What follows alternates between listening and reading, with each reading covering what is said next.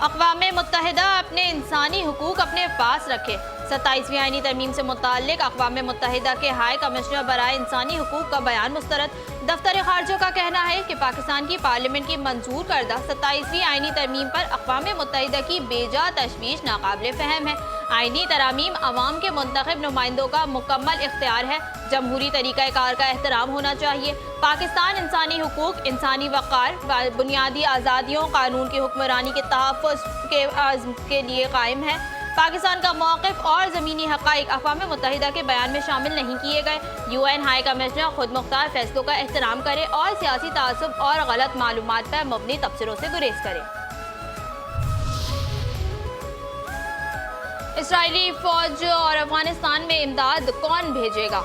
पाकिस्तान फ़ौज गजा भेजने के लिए तैयार, हमास को गैर मुसल्लह करने से इनकार, लेकिन पहले TRO मैंडेट और किरदार वाज़े करने का मुतालबा। नायब वज़ीर आज़म इसहाक डार कहते हैं हमास को गैर मुसल्लह करना फ़लस्तीनी कानून नाफिज करने वाले इदारों के दायरे कार में आता है। हमास को गैर मुसल्लह करने पर इंडोनेशिया ने भी तहफ़्फ़ुज़ात का इजहार किया है। अक़वाम मुत्तहिदा की दरख्वास्त पर अफ़गान अवाम के लिए खाने पीने की चीज़ें और इंसानी इमदाद भेजने का फैसला आज कर लेंगे। खिलाफ वर्जियों पे खिलाफ वर्जियाँ। गजा में इसराइल की जंगबंदी की खिलाफ वर्जियाँ जारी। ड्रोन हमले में 2 कमसिन बच्चे शहीद। दोनों भाइयों की उम्रें 8 और 10 साल थीं और लकड़ियाँ इकट्ठी करने बाहर गए थे। 10 अक्टूबर के गजा जंगबंदी मुआहदे के बाद से इसराइली फ़ौज 350 से ज़ायद फ़लस्तीनियों को शहीद कर चुकी। गजा में तबाहशुदा इमारतों के मलबे से मज़ीद 2 फ़लस्तीनियों की लाशें बरामद। 2 साला जंग में शोहदा की तादाद 70,000 से ज़ायद हो गई है।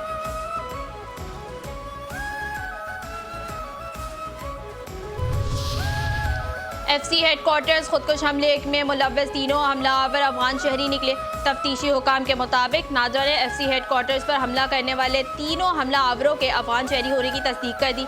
नादरा को हमलावरों की मज़ीद तफसीलात ताहाल मौसूल नहीं हुई। धमाके से मुतालिक अब तक 100 से ज़्यादा मुश्तबा अफराद से तफ्तीश की जा चुकी है। हमलावरों की रहमान बाबा कब्रिस्तान से FC हेडक्वार्टर्स तक आमद की फुटेज भी हासिल कर ली गई है।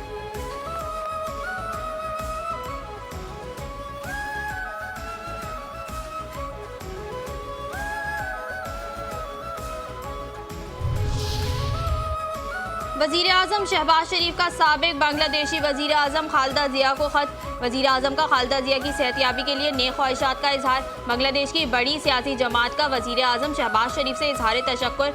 बांग्ला नेशनल पार्टी ने वज़ीर आज़म पाकिस्तान के जज्बा ग़ैर-सुगाली को सराहा। कहा वज़ीर आज़म शहबाज शरीफ का ख़त हमारे लिए हौसला अफजा है। इक़दाम दोनों ममालिक के दोस्ताना ताल्लुकात का अक्कास है। बांग्ला नेशनल पार्टी की खालिदा ज़िया की जल्द सेहतियाबी के लिए दुआओं की दरख्वास्त।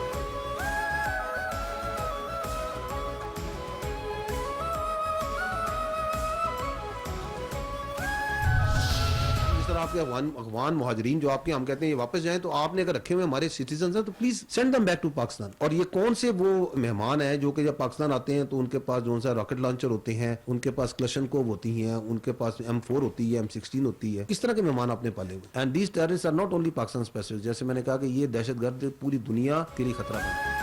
DGISPR खरा मौके वाज़े पैगाम। अफगान तालिबान रजीम पाकिस्तान समेत पूरी दुनिया के लिए खतरा बन चुका है।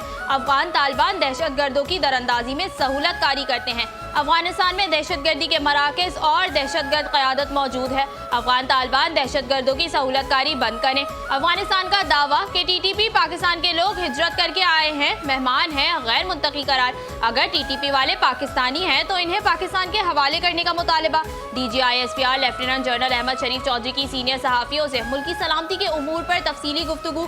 कहा ये कैसे मेहमान हैं जो मुसल्लह होकर पाकिस्तान आते हैं और दहशतगर्दी करते हैं। अमरीकी और नेटो अफवाज ने अफगानिस्तान से इनखला के वक्त 7 अरब 20 करोड़ डॉलर से जायद का असलहा अफगानिस्तान में छोड़ दिया।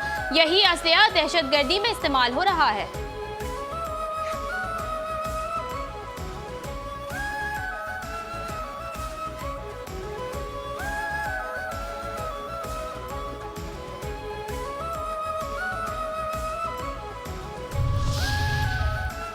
भारतीय आर्मी चीफ ऑपरेशन सिंदूर या हॉरर फिल्म का ट्रेलर।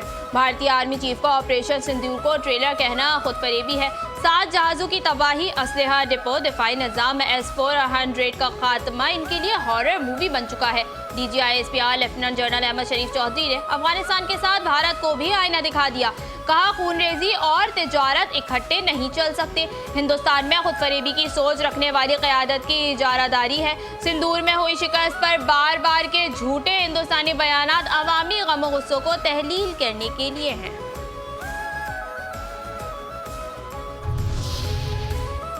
पाकिस्तान पीपल्स पार्टी 58 बरस की हो गई। पाकिस्तान पीपल्स पार्टी का आज 58वां यौम तासीस मरकजी जलसा कोरंगी में होगा। मरकजी कायदीन वीडियो लिंक के जरिए खिताब करेंगे। मुल्क भर से कारकुनान काफिलों की सूरत में पहुंचेंगे। सिंध के वजीर सईद गनी कहते हैं, पीपल्स पार्टी के क़याम से पहले मुल्क की सियासत पर सिर्फ अमीरों का कब्जा था। पीपल्स पार्टी ने आम लोगों के लिए सियासत के दरवाजे खोले। मुल्क में जो सियासी और आईनी तब्दीलियाँ आईं वो किसी और जमात के हिस्से में नहीं आईं।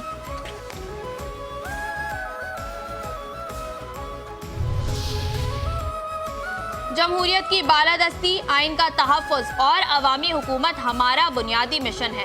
जमहूरियत और आइन की बालादस्ती पीपल्स पार्टी की बुनियादी पहचान है। वज़ीर आला सिंध मुराद अली शाह का पाकिस्तान पीपल्स पार्टी के 58वें यौम तासीस पर पैगाम।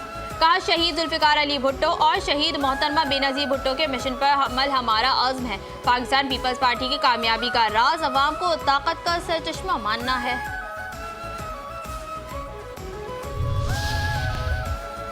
पीपल्स पार्टी ने जमहूरियत के चिराग को अपने जख्मों की तपिश से दोबारा रोशन किया। हमने माजी की कुर्बानियों को अपनी ताकत बनाया है। सिंध के सीनियर वजीर शर्जील इनाम मेमन का पाकिस्तान पीपल्स पार्टी के 58वें यौम तासीस पर पैगाम। कहा, पीपल्स पार्टी का क़याम मुल्क के अवाम को इज्जत और इख्तियार मिलने का वादा था। आज का दिन एक जदोजहद की याद है जिसने मुल्क में जमहूरी रिवायात को जिंदा रखा। जुल्फ़िकार अली भुट्टो की शख्सियत से शुरू सफ़र बेनज़ीर की शहादत से गुजर कर आज भी कायम है। पीपल्स पार्टी के अलावा कोई और जमात नहीं जिसने क़यादत को मक़तल जाते देखा।